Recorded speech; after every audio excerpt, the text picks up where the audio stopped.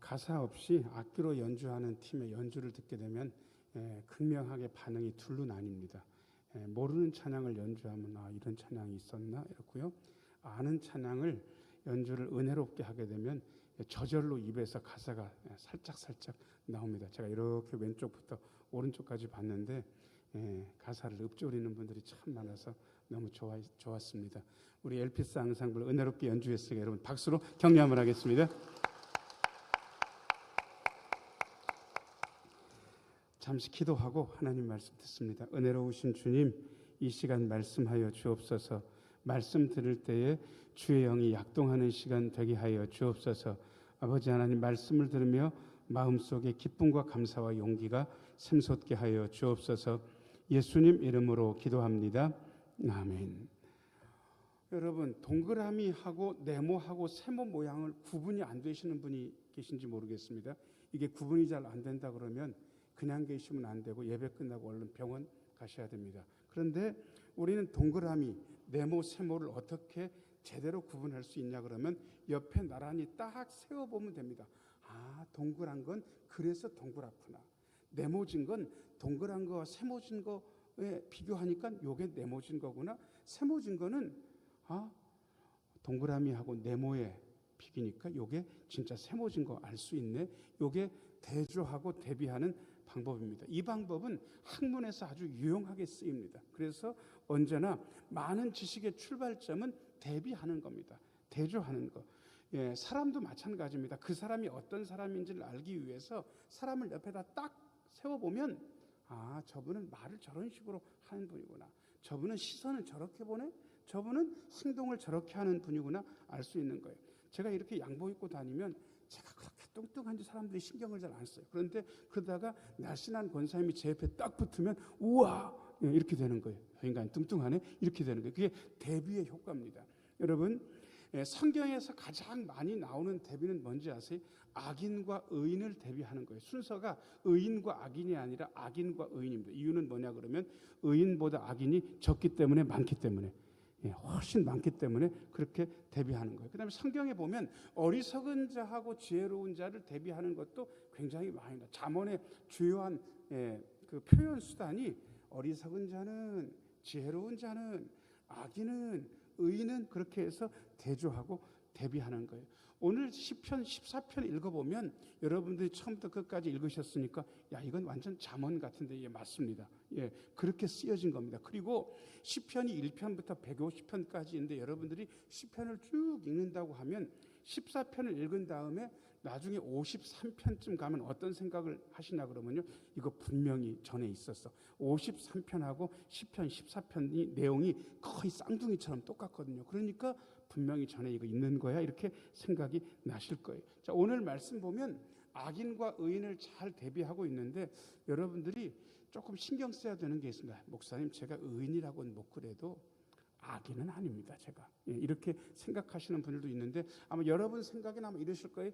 여기 악인이 있어요. 그리고 여기 의인이 있어요. 우리는 딱 그 중간쯤 있는 뭐냐 그러면요, 자, 저를 따라서 하세요. 나는 죄인입니다. 그러니까 악인과 의인 사이의 어느 중간쯤에 죄인으로 우리는 존재한다고 그렇게 생각하는데 대충 맞아요. 그런데 문제는 뭐냐 그러면 그 죄인이 보통은 연약하거든요. 약점이 있는 거예요. 잘 안 되는 점이 있는 거예요. 자, 옆에 있는 분 얼굴 보시고요. 약점 있으세요? 한번 물어보세요. 자, 시작. 약점 있으세요? 대답은 하지 마세요. 우리 뻔히 약점이 있다는 걸 알아요.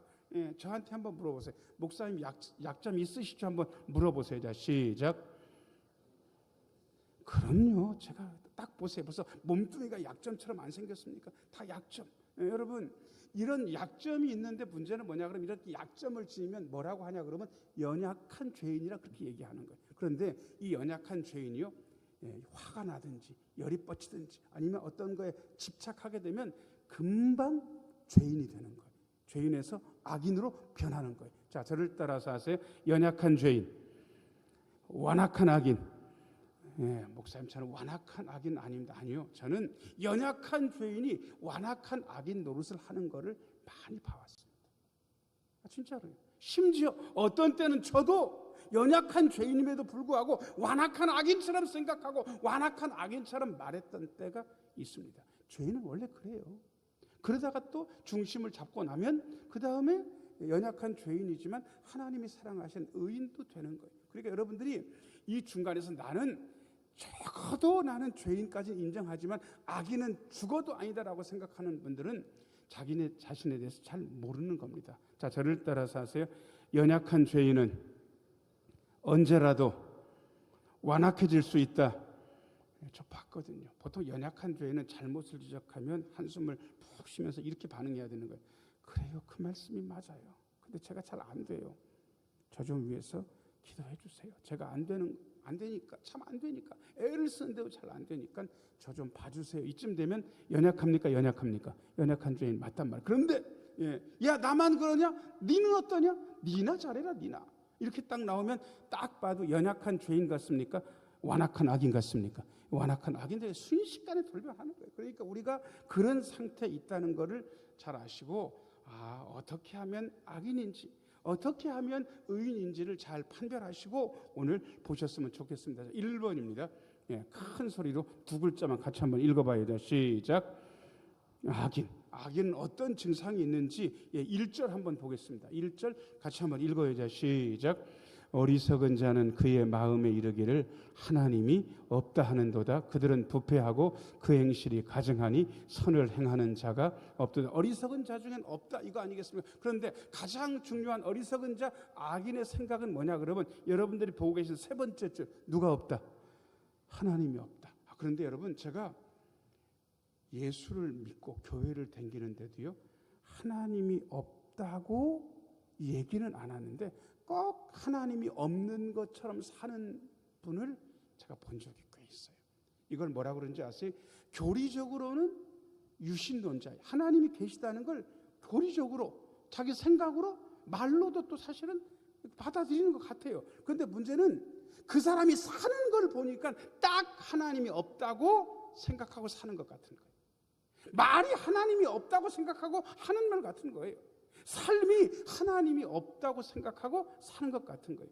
이런 걸 일컬어 실천적 무신론이라 그렇게 이야기합니다. 요즘의 문제는 뭔지 아세요? 교리적으로 하나님 안 계셔 이렇게 얘기하는 사람은 없는데 실천적으로 사는 모습 보니까 딱 하나님이 없다고 생각하고 사는 사람들이 꽤 많더라 이거예요. 여러분, 이게 큰 문제 아니겠습니까? 머릿속으로는 있다고 생각하면서 사는 거 보니까 완전히 없다고 생각하고 사는 거랑 진비 없다 그러면 그 실천적 무신론이야말로 얼마나 문제가 되겠습니까? 그런데 하나님이 없다고 생각하는 거하고 비슷한 것들이 있어요. 근데 그게 뭐냐 그러면요, 일단 첫 번째가 안 계시다고 아까 말씀드렸고요. 두 번째가 하나님은 계시긴 계시는데 세상에 대해서 무관심하다, 이렇게 생각하는 분들이 계신 거예요. 철학자들은 보통 이렇게 생각해요. 하나님이 온 우주 만물을 만드시고 신경 안 써. 여러분, 옛날식으로 표현하면 여러분 태엽시계 아세요? 뭐 그냥 하루에 한 번 정도 감아주면 그냥 시계가 돌아가잖아요. 그런 식으로 세상이 위기에 닥칠 때만 가끔 태엽 한 번 감아주면 세상이 돌아가니까 그렇게 하는 거예요. 그리고 요즘식으로 표현하면 여러분 전자시계 보통 하고 하시는데 충전하는 거 말고 그냥 배터리로 돌아가는 건 얼마 정도 보통 가던가요? 배터리 갈기 전까지. 그래서 한 1년, 2년 간다고 치고 그 1년 지나면 가게 가가지고 배터리 갈아 끼면 또 시계는 돌아가잖아요. 그런 식으로 하나님이 세상을 만들어 놓고 가끔 배터리나 갈아주고 태엽이나 감아주듯이 별로 신경 안 쓰고 돌아가게 한다. 하나님은 무관심하다. 이렇게 생각하는 분들도 있는데 이거 잘못된 생각입니다. 이런 생각 가지면요, 안 믿는 사람이랑 똑같습니다. 자, 저를 따라서 하세요. 우리 하나님은 세상에 관심이 많으십니다. 이걸 어떻게 표현하냐 그러면 이렇게 표현합니다. 자, 저를 따라서 하세요. 하나님은 나의 신음소리까지 들으십니다. 여러분, 나의 신음소리까지 들으시는 분이 세상에 무관심하다고 그거 없습니다. 성경을 보면 세상에 무관심한 하나님은 계시질 않아요. 하나님은 세상에 관심을 가지고 계십니다. 그 다음에 하나님에 대한 오해 한 가지는 뭐냐 그러면 하나님은 전능하지 못하다, 이런 오해를 가진 분들이 계셔요. 하나님은 전능하지 못하기 때문에 인간이 실수하도록 놔두시는 거다. 하나님은 전능하시지 못하기 때문에 사단을 방치하고 계신 거다, 이렇게 생각하는 거예요. 여러분, 진짜로 그럴까요? 이렇게 생각하는 분들이 간혹 계세요. 왜? 하나님의 선하심을 이게 자꾸 살리려고 보니까 그 선하신 하나님이 욥의 인생을 완전 아작내셨잖아요. 그게 마음에 안 드는 거예요. 하나님께서 예수님을 불의하게 돌아가시게 했거든요. 여러분, 말도 안 되는 얘기 아니에요. 의로운 분이 왜 불의한 법정에서 돌아가셔야 했습니까? 하나님은 전능하지 못하니까. 여러분, 성경은 뭐라고 이야기하는지 아세요? 자, 저를 따라서 하세요. 우리 하나님은 전능하십니다. 그 다음에 전능함을 인정한 어떤 분들은요, 하나님을 또 선하지 않다 그래요. 왜 선하지 않는지 아세요? 수용소에서 빵 하나를 훔친 것이 발각돼 가지고 12살쯤 되는 유대인 애가 본보기에 딱 걸렸어요. 수용소장이 목을 매달아서, 거기 포로 수용소가 한 300명쯤 되는데 300명 앞에서 애를 목 매달아서 처형하는 걸 공개적으로 한 거예요. 그런데 여러분, 무게가 저처럼 많이 나가면 목을 매달면 금방 죽습니다. 그런데 이 몸이 가벼운 애들은 목을 매달아도요 금방 안 죽어요. 거의 12분 동안 버둥거리면서 애가 죽어가는 거를 거기 300명이 다 보는 거예요. 숨소리 하나 못 내고. 근데 그 300명 중에 소리가 싹 들렸거든요. 도대체 하나님은 뭐하고 계시나? 도대체 하나님은 뭐하고 계시나? 저렇게 만든 하나님이 선하시냐? 이렇게 누가 혼잣말처럼 한 거예요. 근데 조금 있다가 어떤 소리가 들렸냐 그러면 저기 하나님이 버둥거리면서 죽어가는 게 안 보이냐고. 여러분, 그게 무신론을 이야기하는 게 아니에요.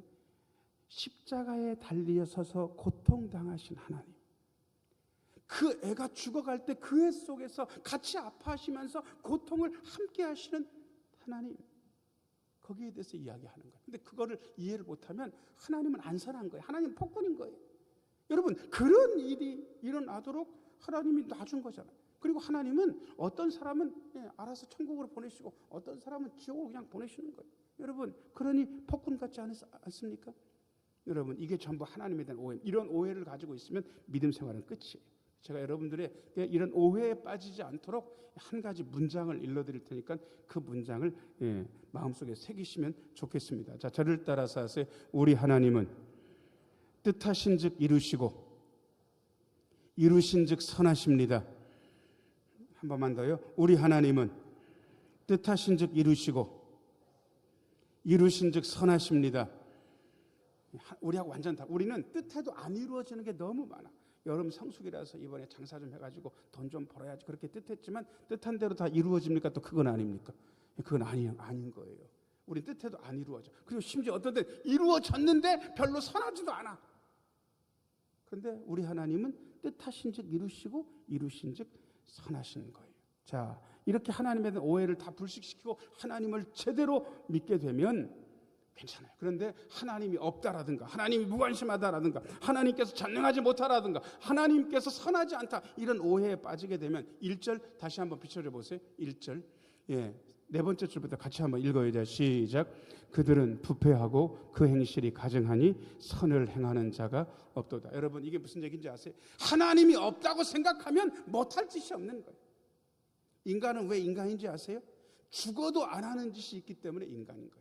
하나님께서 인간을 그렇게 만드셨어요. 에덴 동산에 사람을 세우시고 야, 내 다 알 수 있어, 뭐든지 해, 이게 아니라 너는 내가 너한테 명령하는데 하지 말아야 될 게 있는 거야. 넌 동산 중앙에 있는 나무 열매는 따먹으면 안 돼. 인간은 기본적으로 어떻게 살아야 인간이냐 그러면 죽어도 해서는 안 되는 짓이 있어야 인간인 거예요. 그것을 넘어서는 순간 어떤 짓을 할 수 있는 악인이 되는 거예요. 하나님이 없다고 하면 그렇게 된다고요. 이게 악인이에요. 그 다음에 2절 한번 읽어보겠습니다. 2절 3절 2절 같이 한번 읽어야죠. 시작.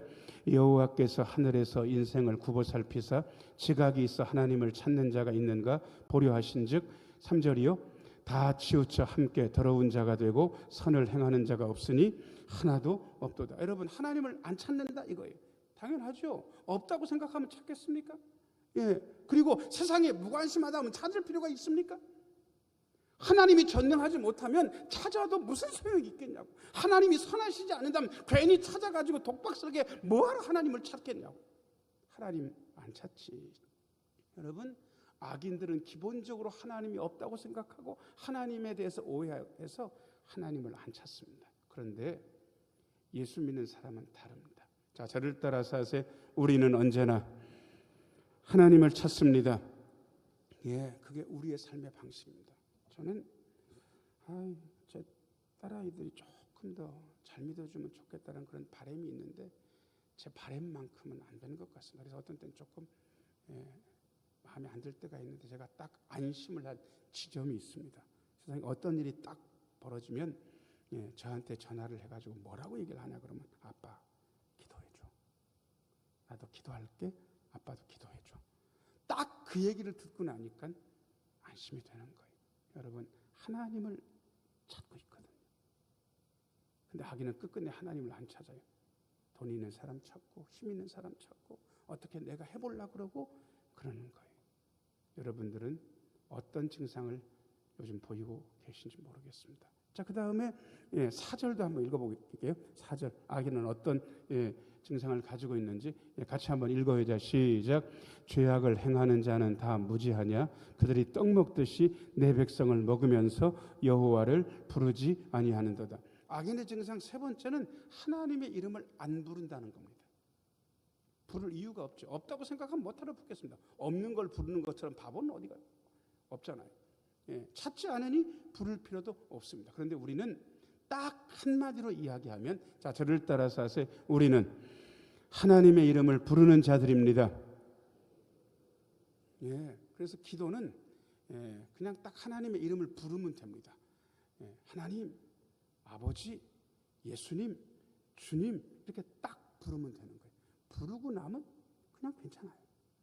그 뒷말은 하면 좋고 안 해도 상관없습니다. 너무 괴로울 때는 그 뒷말이 잘 안 됩니다. 저도 경험을 했거든요. 너무 속상하고 힘드니까 하나님 불렀는데 그 뒷말을 이어갈 자신이 없는 거예요. 하나님, 아버지, 주여. 그 뒷말을 못 하겠는 거예요. 여러분, 어떤 권사님이 새벽에 와가지고 들어올 때부터 울기 시작하더니 나갈 때까지 울어요.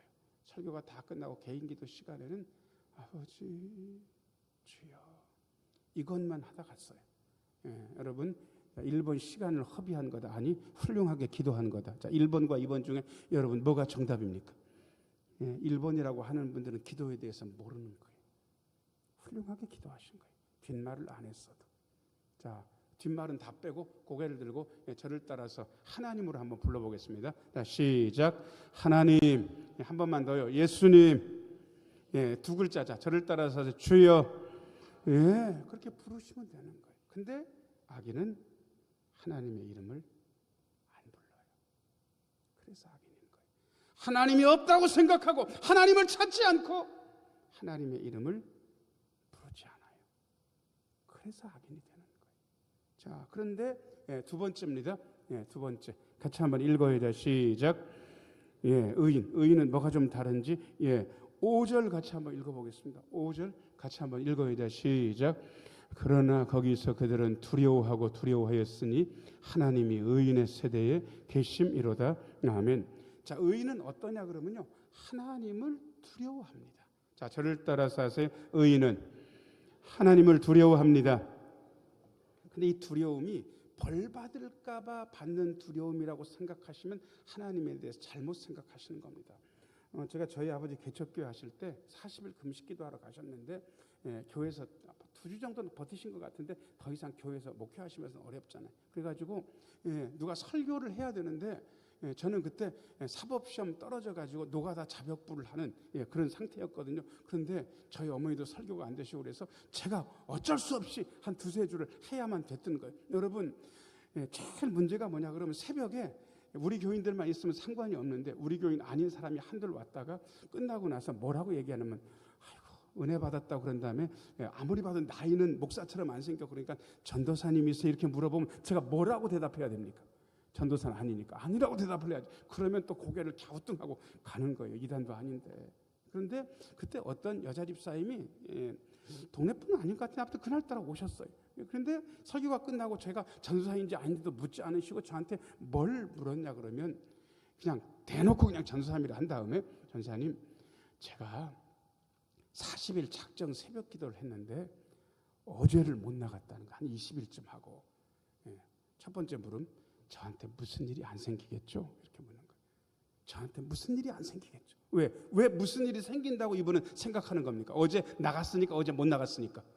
못 나가서 하나님하고 약속하고 안 지켰으니까 무슨 일이 생길 것 같다 이거예요. 그 두려움. 여러분 정상입니까? 심지어 그날은 듣고 누른 게 아니고 아예 못 들었어. 너무 피곤해서 시골소리를 못 듣고 못 나온 거예요. 못 듣고 못 나온 거는 죄가 있다, 죄가 없다. 죄가 있어요? 죄가 없지. 뭘 그런 걸 죄가 있어요. 그냥 늘어지게 자면 되지. 못 들었으니까. 그리고 불안해할 필요 없어. 그 다음에 두 번째 질문. 20일 정도 하다가 하루를 빵꾸 나가지고 다시 시작했는데 40일 원래 작정했는데 이제부터 40일이냐? 아니면 그 하루만 빼고 19일이니까 20일을 하면 되냐? 여러분 같으면 어떻게 하겠어요? 1번 40일 도로 해야 된다. 아니 그 하루 빼고 나머지만 채우면 된다. 자, 1번과 2번 중에 여러분들은 뭐라고 대답하실게요? 40일? 아니 20일 정도만 하면 되는 거예요? 여러분들이 그렇게 생각해서 저도 아마 그렇게 대답하지 않았겠어요. 문제는 뭐냐 그러면 우리가 희한한 두려움이 있다는 거예요. 내가 하나님께 약속을 안 지켰기 때문에 하나님은 나에게 벌을 내리실 거다. 그 두려움이 있는 거예요. 그 두려움을 가지고 있는 동안에 우리의 믿음은 한치도 성장하지 못할 겁니다.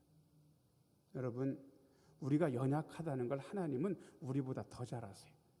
그런 식으로 벌 주셨으면 저는 여기에 살아있질 못해요. 왜냐하면 제가 너무 열받아가지고 기도원에 가서 옆사댕이에서 기도하면서 막 하늘에다 삿대질라고 하나님 똑바로 좀 하라고, 내가 하나님 같으면 그런 식으로는 안 한다고 막 이렇게 욕을 했거든요. 그때 벌써 하나님이 저를 벼락쳐서 죽이셔야 됐단 말이에요. 그런데 여러분 딱 봐도 제가 벼락 맞아서 산 것 같습니까? 또 그건 아닌 것 같습니까? 그건 아니잖아요. 그런 두려움을 버리시라. 그럼 목사님 이건 무슨 두려움입니까? 여러분 자식이 효자면 어떤 느낌으로 사냐 그러면요, 아버지 어머니가 때릴까 봐 겁나진 않아. 솔직히 그 아버지 힘도 없어. 내가 때리면 때렸지 그 아버지가 나를 때릴 수도 없어. 근데 뭐냐 그러면 아버지 마음이 상할까 봐 신경 쓰이는 거예요. 아버지 되게 속상하시겠는데 이게 신경 쓰여요. 그리고 아버지가 속상하고 어머니가 속상한 게 무서운 거예요. 우리 아버지 어머니가 편안했으면 좋겠는데 그게 가슴 아픈 거예요. 그런 두려움이라고. 여러분 하나님이 벌 주실까 봐 두려워하지는 마세요. 다만 하나님이 마음이 아프실까 봐 그게 두렵다고 그러세요. 그게 맞는 거거든요. 자, 그 다음에 6절 말씀 하나님이 의인에게 어떻게 해주시는지 6절 같이 한번 읽어요. 시작.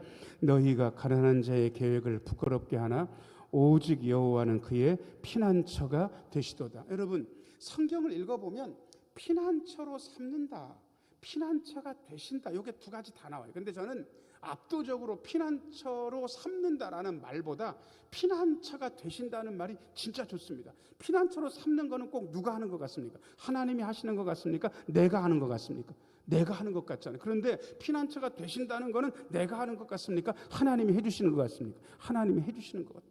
우리는 별거 안 했는데 하나님께서 우리에게 오셔서 너 가난하니까 내가 피난처가 돼줄게. 너 지금 지식이 없으니까 내가 너의 지식, 너의 피난처가 돼줄게. 너 경험 없으니까 내가 너의 경험이 돼줄게. 하나님이 피난처가 돼주시는 거예요. 얼마나 고마운 일입니까? 자, 저를 따라서 하세요. 하나님은 나의 피난처가 되어주십니다. 여러분 어렵고 힘들 때 딴 거 하지 마세요. 하나님이 피난처가 되어주시는 것을 경험하면 됩니다. 자, 그 다음에 7절 읽어요. 7절 같이 한번 읽겠습니다. 시작. 이스라엘의 구원이 시온에서 나오기를 원하도다. 여호와께서 그의 백성을 포로된 곳에서 돌이키실 때에 야곱이 즐거워하고 이스라엘이 기뻐하리로다. 하나님께서 아무나 포로된 곳에서 돌이키지 않습니다. 세 번째 줄 보니까 여호와께서 그의 누구?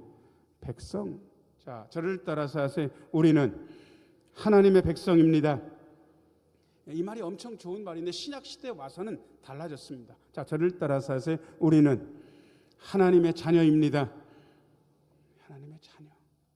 하나님의 자녀. 어떤 일이 있어도 하나님의 자녀. 내가 잘할 때도 하나님의 자녀, 내가 못할 때도 하나님의 자녀. 여러분, 진짜 부모는요, 자식이 실패했다고 내치지 않습니다. 그래, 이 새끼 얼마나 고생 많았냐. 괜찮아. 내가 내 아버지야. 내가 내 엄마야. 괜찮아.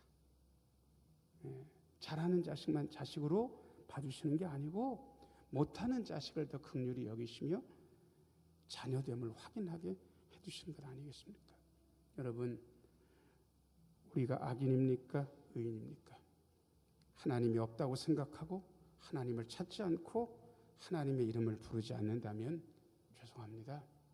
악인입니다. 그런데 하나님을 계시다고 생각하고 하나님을 찾고 하나님의 이름을 부르고 하나님이 마음 아플까 봐 두려워하고 하나님께서 피난처가 되어주시고 하나님의 자녀라는 생각을 가지고 있다면 우리 때문에 의인이 아니라 하나님 때문에, 예수님 때문에 우리는 의인입니다. 그 의인됨을 확인하시고 힘있게 승리하시는 우리 모두가 되기를 예수님의 이름으로 축원합니다. 은혜로우신 아버지 하나님, 악인으로 살지 않게 하여 주옵소서. 오직 의인으로 살아내게 하여 주옵소서. 놀라운 은혜를 경험하게 하여 주옵소서. 예수님 이름으로 기도하옵나이다. 아멘.